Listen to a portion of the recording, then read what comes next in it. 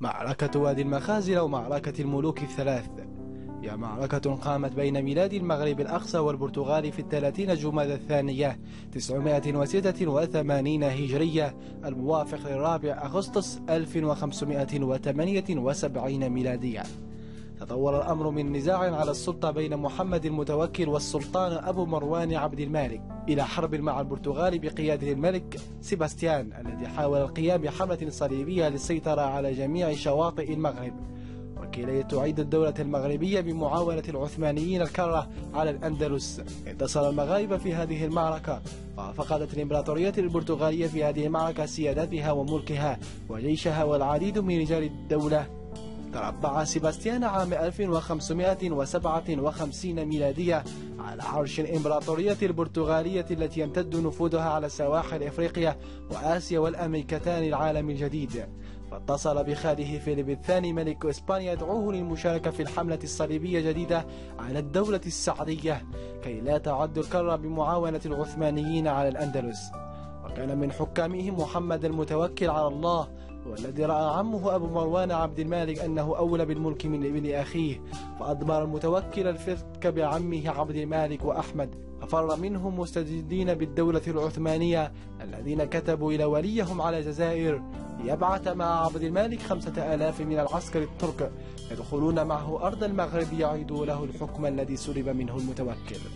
وعندما دخل أبو مروان عبد المالك الغازي مع الأتراك انتصر في معركة قرب مدينة فاس، وفر المتوكل من المعركة ودخل عبد المالك فاس سنة 983 هجرية وولى عليها أخاه أحمد، ثم ضم مراكش. وفر المتوكل الجبال سوس، ثم دخل طنجة مستنجدا بملك البرتغال الملك سيباستيان الأول ملك البرتغال بعد أن رفض ملك إسبانيا مساعدته. كان قوام الجيش البرتغالي حوالي 820 مقاتلا بقيادة الملك سيباستيان، وتضمن المتطوعين من قشتالة وإيطاليا ومرتزقة من فلاندرز وألمانيا وحلفاء مغاربة يتراوح عددهما بين 3000 و6000، كما توفر الجيش على 40 مدفعا.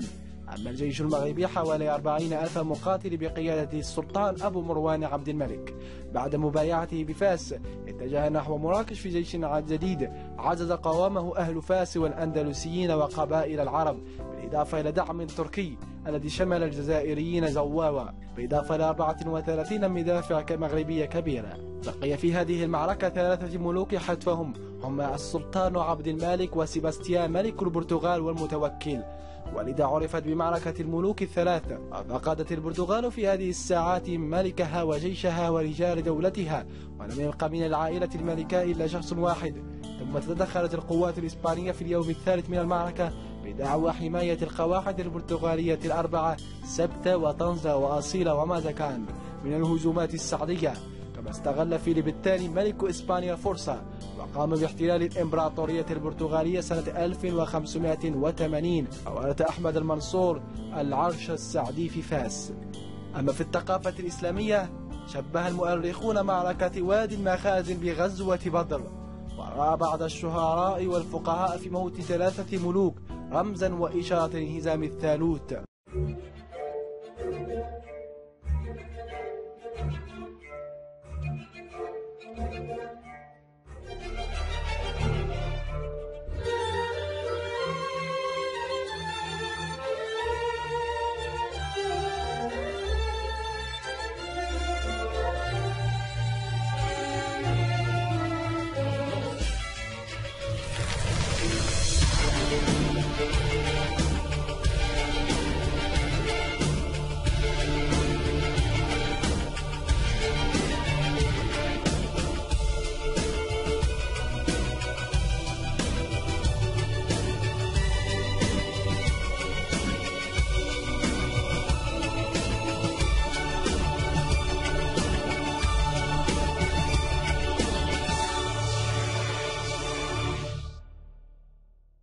إذا أعجبك الفيديو لا تنسى الاشتراك في القناة وتفعيل زر الجرس ليصلك كل جديد، وتسجيل الإعجاب والتعليق. قناة معلومة تاريخ، موسوعة التاريخ.